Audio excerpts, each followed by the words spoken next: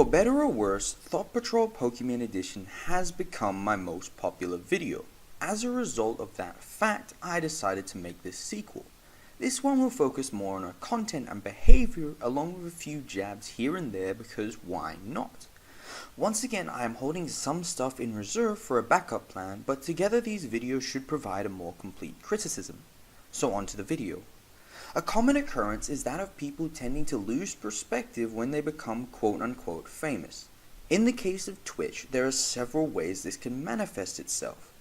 The arrogance exhibited by one such as Ninja springs to mind, while another common form is that of greed. Pokimane, as far as I am aware, exhibits only the latter, but more on that later. For now, watch this. Thanks for subbing. Welcome to my crib. Welcome to my crib. Thank you for the $2. Diego. Oh.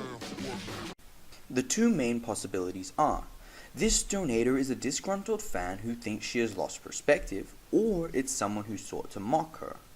I don't know if her reactions to donations are fake or not, as everyone expresses emotions differently.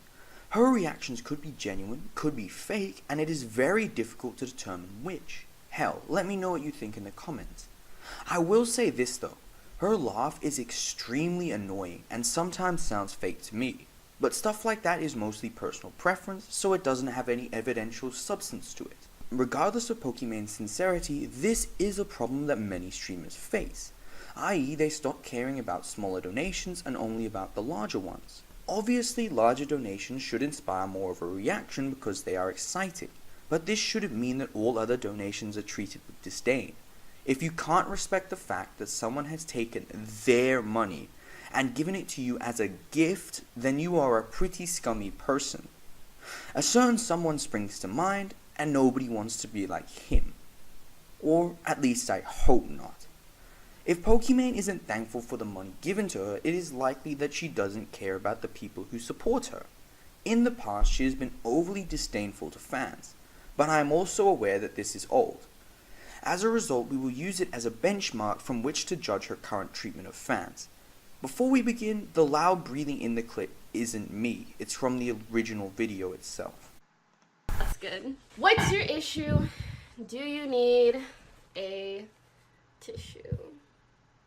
I don't have time to play League of Legends because of college, so Wow, I need your a... life must be so difficult. I'm so glad that I brought you onto this show so that you could tell me about how you don't have enough time to play video games.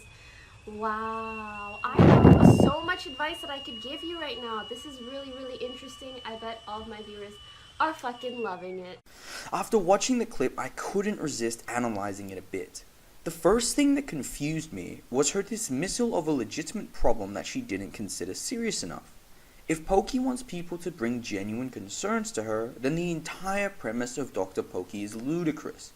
She has no qualifications, and trying to get people to discuss medical or other serious problems could be deleterious to their physical and mental well-being. However, she claims that people shouldn't bring medical concerns to discuss, but why then dismiss issues of which she has personal experience with as not being serious enough? People will say that it is her show and she can do what she wants, and yes, this is true, but if she acts like a bitch, then she can be called out for it. The fan himself didn't actually consider the issue to be a significant one and merely wanted to say hello. Instead of responding with, "Sorry, I don't want to discuss that," or giving advice to him, which she was capable of, she responded with mockery. This is her standard response to most of the concerns raised to her on the show, and while I would love to go through all the videos, that would take too long. Let me know in the comments if you want me to make the series Dr. Thot, in which case I would go through all of the videos. Anyway, this is a comment that the supposed fan left on her video, but I can't be certain about its authenticity. Either way, she was pretty rude to everyone else in the video, so I recommend checking it out. The link will be in the description below. When I started researching her current treatment of fans, I encountered a small issue. The majority of the interactions that she has recorded are with little kids, which makes it difficult to compare them to the older clip. When I was researching for the original Thot Patrol, I found a clip that was perfect for this though. In it, Poki asks someone a question, and when they ask her the exact same question back, she responds with, "That's none of your business," or something like that. At the time of writing this, I have watched 30 of her videos in an attempt to find this clip again, but I am not sure if I saw it on her channel or not, so the odds of me finding it are extremely low. There is a 6-month time frame for me to search, which translates to a lot of videos. Well, the inclusion of this obviously means I couldn't find it, but the clip does demonstrate that she considers herself above other people. It is acceptable for her to ask questions, but not the reverse. Remember this because it is important later on. Her treatment of the young fans is fine, but to be cruel to kids takes a particularly despicable kind of person, so that shouldn't be a surprise. Moving on, let's discuss some malpractices of hers before getting into the Keemstar incident. This is where the greed reference of the start comes into play. Pokimane stretches all of her YouTube videos to 10 minutes. Lots of YouTubers do this, but most don't have a full-time Twitch channel with which to support themselves as well. Many others only have one of the two and yet still manage to get by, so the fact that she stretches to 10 minutes is pretty telling. The best example would be the Pokimane soundboard video, where the main titular content makes up approximately 1/5 of the actual video. It starts at 1:27 and ends at 3:37, and the rest of the video is simply filler to get to 10 minutes. I still don't see any necessity behind it apart from greed though. She also has your standard clickbait, all caps and thumbnail reactions, which is pretty normal on YouTube now. Unfortunately. I mean, greed and clickbaits like hers are only minor infractions, which brings me to the reason I decided to mention this in the first place. Pokimane tends to see herself as being superior to others, whether it be morally or actionably. You can see it in her reaction to the sexual kids apology video, and more recently in the Keemstar debacle. If you don't know what happened, Keemstar made a joke about one of SS Thot's fans being a 30-year-old virgin. This resulted in the dude privating his Twitter and saying goodbye to everyone with a skull emoji. The fan's reaction caused Pokimane to respond to the situation. This meant that a Twitter brawl ensued between the two, which ended with Keemstar deleting all of his tweets because of false reporting. He subsequently dug up some of Poki's old tweets, which were pretty funny. If you want to know more, watch one of the many videos on the subject. For now, let's discuss her tweets. The word hate has some pretty strong connotations, and is usually associated with extreme actions or words. Keemstar's original joke was pretty standard for 2018. I mean, come on. Calling someone a virgin on the internet in 2018 isn't even noteworthy to most people. However, with this guy, it would probably be an extremely sensitive point given his age. I mean, being a virgin has been the motivation for some heinous crimes in the past. Once again, the guy's reaction was not a result of the joke itself being extremely offensive, but because it affected him personally. Now let's discuss the whole suicide thing. Has no one considered the fact that the skull is simply there to say rip for his Twitter, which is now dead? I don't know for sure, but either way, the fact that the skull is a duality makes the situation slightly more complex. He could be saying, I'm going to kill myself, or he could be saying rip for his Twitter. Now this is where Keemstar made a mistake.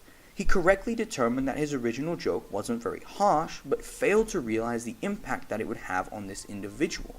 Therefore, instead of taking precautions about the potential suicide, he continued to mock the man. Which isn't really surprising, as this is Keem's type of humor. What is ironic though is that Poki has joked about suicide in the past. Yes, this tweet is from 2015, but this brings into question her motives. Why attack Keemstar? Why try to stop the things that you have done in the past? Some would suggest that she has changed, but I doubt that. The main difference between her old content and the new is that the production quality has improved. However, this could potentially be her talking with one of her friends, which makes it a different situation and not applicable to this one. I just realized that there is no need for me to drag this section on by analyzing and presenting all of the tweets, as it can be easily explained. Keemstar didn't realize the effect that the joke would have on the individual, and as such failed to comprehend the exorbitant reaction that he received. Pokimane and everyone who attacked Keem failed to note that the man's reaction wasn't because the joke was extreme, but because it resonated individually with him. The failure of one side to see the impact of their actions and the overreaction of the other made the drama.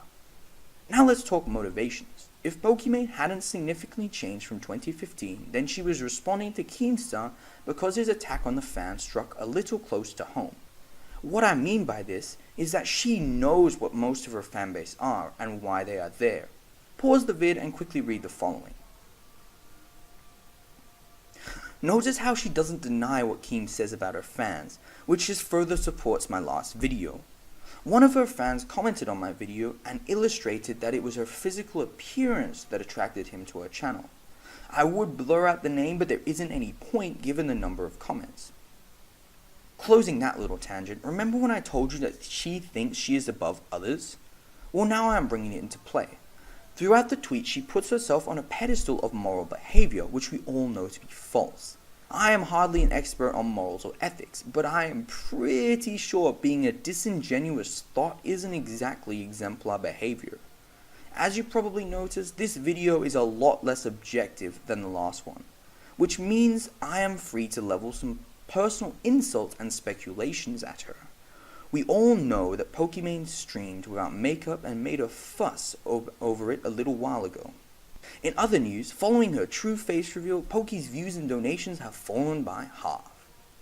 Now that is what you call a joke, although I will admit it is somewhat of a poor one. She has been hesitant to stream without makeup in the past and has even hidden her face from cameras when not wearing any. Perhaps that is insecurity on her part. Perhaps all the self-deprecation is to cover this insecurity. Perhaps the fact that she decided to stream without makeup and made a big deal out of it was to get affirmation from her desperate fanboys. Or perhaps not. There's a lot of perhapses with Pokimane. The only thing that is certain is that she faces a lot of hate and criticism in her comments, albeit she also has a lot of support as well. The makeup saga even managed to warrant a response from other YouTubers, which was a pleasant surprise. Normally there are few people who are willing to criticize her as she hides in the light. She has established a mask of decency that is thick enough to fool most people. That, or they are all desperate and so say nothing in an attempt to earn her favor. Impartiality is nice and all, but bias is more fun. So in this video I'm going to address Pokimane directly. Not because I think she is ever going to see it, but simply to have a little fun. Here it is. I imagine you are going to ignore this like you do with most criticism and simply deflect it as hate. Maybe you are right, and my confirmation bias has led me to some ludicrous conclusions. Or I'm right, and you are a thought. Either way, if you take one thing from this video, let it be this. Clean up your past. Your videos don't make you look good, and the majority of people who saw my first video agree with me. The number of people who see through the act is only going to grow. So either own what you are, or prepare yourself for the tirade that will come. From Brash. I felt like I could go on for a while, but in the interest of brevity, I will wrap this video up. After all, I can always make a part 3 if I want to. I feel like each section of this video is pretty well contained, so there doesn't need to be a long summary at the end. Like the first video, if you disagree with me, let me know in the comments. If you think I'm right, let me know with a like or a comment. Funnily enough, I only just finished cleaning up my recommendations of all the old stuff, and now it is all back. I hope you boys appreciate the number of videos I sat through to find these clips, because I'm going to be busy deleting them for a while. Although, maybe he has the right idea. Either way, this is Brash, signing off. Now where'd I put my lotion?